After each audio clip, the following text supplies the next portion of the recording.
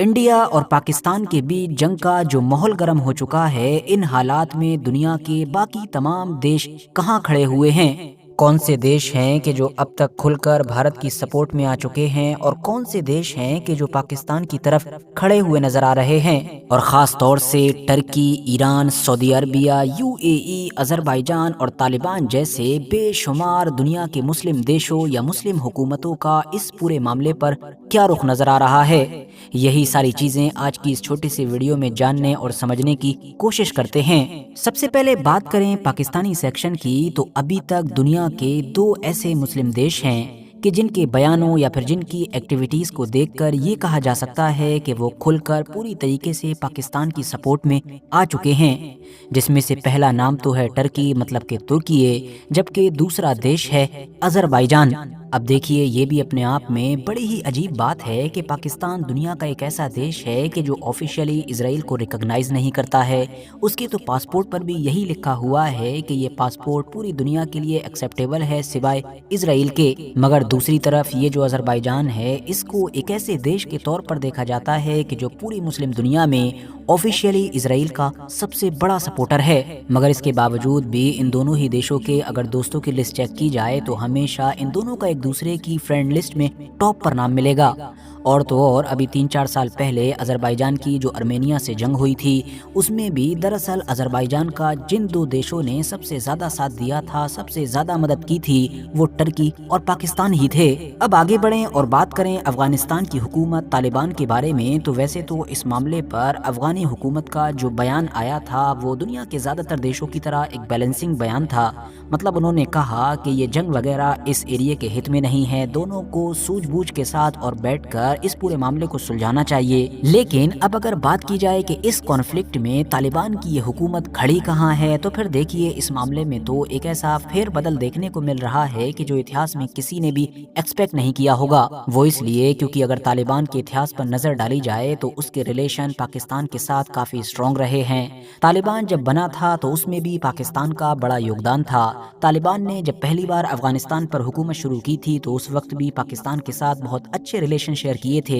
اور ابھی ایک بار پھر سے 2020 میں جب طالبان کی دوبارہ سے افغانستان میں واپسی ہوئی، تب بھی اس کو پاکستان میں ایک بہت ہی اچھی نیوز کے طور پر دیکھا گیا، اور باقاعدہ پاکستان نے تو اس چیز کو سیلیبریٹ کیا تھا۔ مگر جیسا کہ ہم جانتے ہیں کہ پھر دھیرے دھیرے حالات بدلتے چلے گئے، پاکستان اور طالبان کے بیچ دشمنی شروع ہو گئی، بارڈر پر تو ان دونوں کے بیچ جھڑپوں کی خبریں آنی ہی لگیں، اور تو اور پاکستان نے افغانستان کے اندر گھس کر ایئر اسٹرائک کر دی، جس سے معاملات اور خراب ہو گئے۔ اور تو اور پھر پاکستانی گورنمنٹ نے طالبان کے اوپر یہ الزام لگانا بھی شروع کر دیا کہ پاکستان کے اندر جتنی بھی پولیٹیکل ڈسٹربنس ہوتی ہے اس کا ذمہ دار یہی طالبان ہے۔ اب ایک طرف تو طالبان اور پاکستان کے رشتے خراب ہو رہے تھے، دشمنیاں بڑھ رہی تھیں، تو دوسری طرف طالبان کی اس انڈیا کے ساتھ نزدیکیاں بڑھ رہی تھیں کہ جو انڈیا اس کو ابھی تک آفیشیلی ریکگنائز بھی نہیں کرتا ہے۔ ایک کے بعد ایک میٹنگ ہوتی چلی گئی اور ان دونوں کے بیچ اکنامک کوآپریشن بڑھتا چلا گیا۔ افغانستان کے عام لوگوں میں بھی انڈیا کا جو بڑا سپورٹ موجود ہے وہ بھی اب اور کھل کر سامنے آنے لگا، چاہے معاملہ کرکٹ کا ہو یا باقی چیزوں کا ہو، ہر معاملے میں ہی انڈیا اور افغانستان ایک ساتھ نظر آنے لگے۔ یہ سب تو جنرل حالات میں ہو رہا تھا، ورنہ اگر فوکس صرف اور صرف اسی کانفلکٹ پر کیا جائے کہ جو ابھی کچھ دن سے چل رہا ہے، تو ہوا یہ تھا کہ جیسے ہی کشمیر کے پہلگام میں ایک خطرناک اور دردناک آتنکوادی حملہ ہوتا ہے، دوسری طرف سے انڈیا نے جیسے ہی جوابی کارروائی کی تیاریاں شروع کی، تو انہی دنوں اچانک سے اپریل کے آخر میں ہی ایک دن یہ خبر بریک ہوتی ہے کہ انڈیا اور افغانستان کے بیچ میٹنگ ہوئی ہے، جس کے فوٹوز بھی وائرل ہوئے، انٹرنیشنل میڈیا کی طرف سے بھی کور کیا گیا، طرح طرح کے دعوے کیے گئے، اور خاص طور سے پاکستان کے پولیٹیشینز نے، پاکستان کے جو تھنکرز ہیں، انہوں نے اس کو لے کر خوب چنتائیں جتائیں، اور تو اور ان تمام چیزوں کو، ان تمام دعووں کو اس وقت اور بھی زیادہ مضبوطی مل جاتی ہے کہ جب پاکستان سے ایک پاکستانی پولیٹیشین کی طرف سے ہی ایسا بیان آتا ہے۔ یہ بات یاد رکھیں کہ ظاہر شاہ سے لے کر اشرف غنی تک جتنی حکومتیں آئی ہیں پرو انڈین تھی، سوائے امارت اسلامی افغانستان کے۔ اگر ہم کوئی سیاست جانتے، اگر ہم کوئی سفارت جانتے، اگر ہم کوئی اپنا ملکی مفاد جانتے، تو آج افغانستان کو ایک پرو پاکستان افغانستان ہونا چاہیے تھا۔ ہم ان کو بھی دھکیل رہے ہیں کہ جاؤ تم روس کے ساتھ کہیں بات کرو، چائنا کے ساتھ بات کرو، انڈیا کے ساتھ بات کرو۔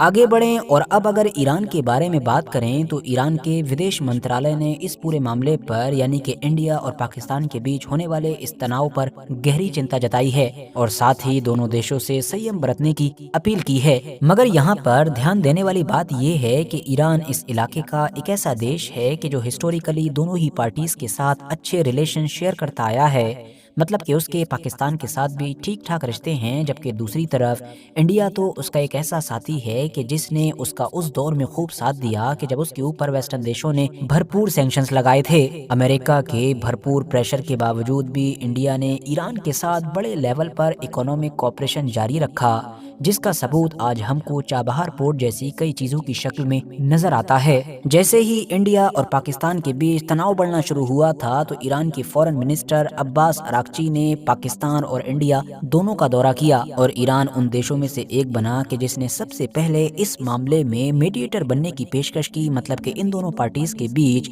صلح کرانے کے لیے بچولیا بننے کی پیشکش کی۔ آگے بڑھیں اور بات کریں رشیا کی تو آپ کو بتا دیں کہ رشیا کی طرف سے یہ بیان دیا گیا ہے کہ وہ انڈیا اور پاکستان کے بیچ سینیہ ٹکراؤ بڑھنے سے کافی چنتت ہیں اور وہ دونوں ہی دیشوں سے یہ اپیل کرتے ہیں کہ وہ چھیتر میں اور بھی زیادہ تناؤ بڑھنے سے روکنے کے لیے سیم برتیں۔ ویسے یہاں پر ہم لوگوں کے لیے یہ بات بھی یاد رکھنے والی ہے کہ اگر اتہاس پر نظر ڈالی جائے تو انڈیا اور پاکستان کے بیچ جتنی بھی اہم جنگیں ہوئی ہیں ان میں رشیا یا پھر آپ کہہ سکتے ہیں کہ رشیا کی جگہ پر جو پہلے ہوا کرتا تھا مطلب کہ USSR، اس نے عام طور پر انڈیا کا ہی ساتھ دیا ہے اور وہ کھلے طور پر انڈیا کے ہی ساتھ کھڑا نظر آیا ہے۔ اور اگر بات صرف اس موجودہ کانفلکٹ کی ہی کر لی جائے تو اس بار بھی انڈیا کی طرف سے جو ہتھیار سب سے زیادہ اہم کردار ادا کر رہا ہے مطلب کہ S-400 ایئر ڈیفنس سسٹم، تو وہ ہتھیار رشیا کا ہی ہے، مطلب کہ انڈیا کے دورہ وہ ہتھیار رشیا سے ہی خریدا گیا ہے۔ دنیا کی ایک اور بڑی طاقت مطلب کہ چائنا کا رخ روس سے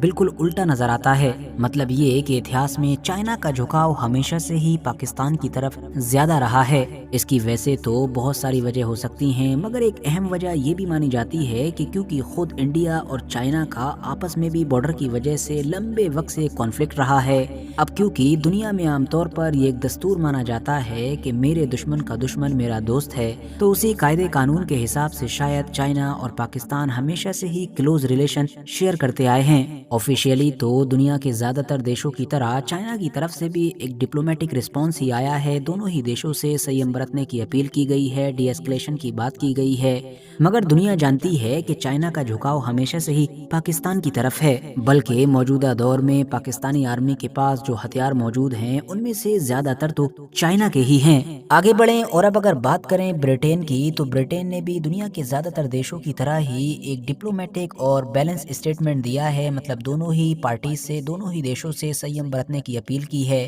اور پورے معاملے کو بات چیت کے ذریعے سے سلجھانے کی اپیل کی ہے۔ مگر ہاں، برٹین کے جو پورو پردھان منتری ہیں مطلب کہ رشی سنک، انہوں نے ٹویٹر کے جو اب ایکس ہو چکا ہے اس پر اسٹیٹمنٹ جاری کرتے ہوئے انڈیا کو فل سپورٹ کیا ہے۔ UAE مطلب کہ یونائٹڈ عرب ایمریٹس نے بھی دونوں ہی دیشوں سے سیم برتنے کی اپیل کی ہے اور کہا ہے کہ کوئی بھی ایسا کام نہ کیا جائے کہ جس سے ریجنل یا پھر انٹرنیشنل شانتی کو خطرہ پیدا ہو۔ UAE نے بھی دنیا کے کئی اور دیشوں کی طرح پورے تناؤ کو، پورے معاملے کو ڈپلومیسی اور بات چیت کے ذریعے سے سلجھانے کا مشورہ دیا ہے۔ بات کریں امریکہ کی تو امریکی راشٹرپتی ڈونلڈ ٹرمپ نے جب کشمیر کے اندر آتنکوادی حملہ ہوا تھا تو اس کو کنڈیم کیا تھا اور اس کو بہت زیادہ شرمناک بتایا تھا۔ جو لوگ بھی اس آتنکوادی حملے کا شکار ہوئے تھے اور ساتھ ہی ساتھ باقی انڈین لوگوں کے ساتھ بھی ڈونلڈ ٹرمپ نے سولیڈیرٹی دکھائی تھی اور کہا تھا کہ وہ آتنکواد کے خلاف اس لڑائی میں انڈیا کے ساتھ پوری طریقے سے کھڑے ہیں۔ بعد میں جب انڈیا اور پاکستان کے بیچ یہ تناؤ اور بھی زیادہ بڑھا تو امریکہ کے جو فورن منسٹر ہیں مطلب کہ secretary of state Marco Rubio,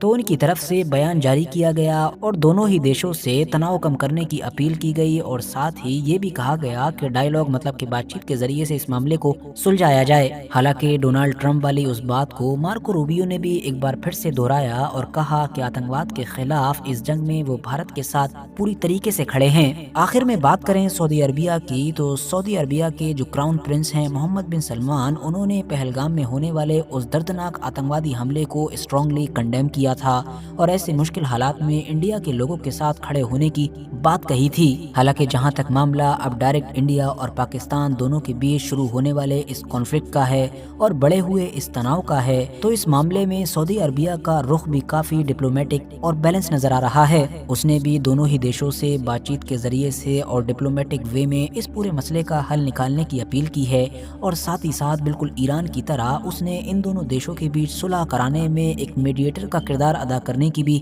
اچھا ظاہر کی ہے۔ اسی کے ساتھ آج کی اپنی ویڈیو کو بھی ہم یہیں پر ختم کرتے ہیں۔ ویڈیو اگر انفارمیٹیو لگی ہو تو لائک کرنے کے ساتھ ساتھ دوستوں کے ساتھ ضرور شیئر کریں، اور ایسے ہی نالجیبل اور اپڈیٹڈ ویڈیوز ہمیشہ دیکھنے کے لیے ہمارے اس چینل کو سبسکرائب کرنے کے ساتھ ساتھ بیل آئیکن کو ضرور پریس کریں۔